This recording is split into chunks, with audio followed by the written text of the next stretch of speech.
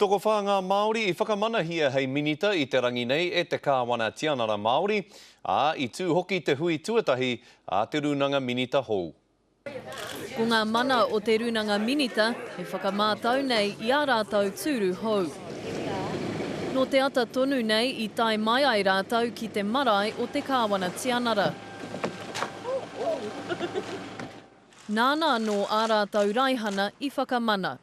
Whai muri mai I te whakapuakitanga o ngā oati ki te kuini o Ingarangi. Kua hau ko Patricia Hehia Parata, e oati ana ka noho pūmau takupono ki a kuini iri hāpiti te tuarua. Ka no piri onga, ka no pūmau ki a kuini piri āpiti te tuarua, me tōna kāui waka eke e ai ki te tiri.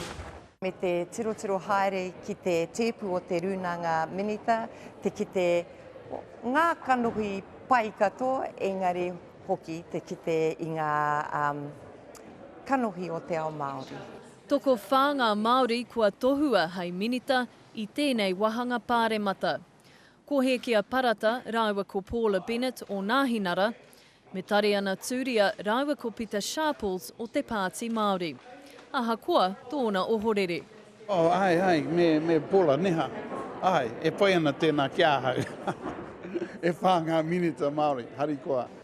Heoi, mo te minita mātauranga hou, he rā kua roa e tāria ake nei. Kei te hihi, te hinengaro, kei te hiahia hau kia tīmata tēnei mahi. Kaore roa ka pērā. Ka whakarau I ka mai anō te runanga minita ki te whare miere hei te rāhina, ki te kōkiri I ngā take kāwanatanga.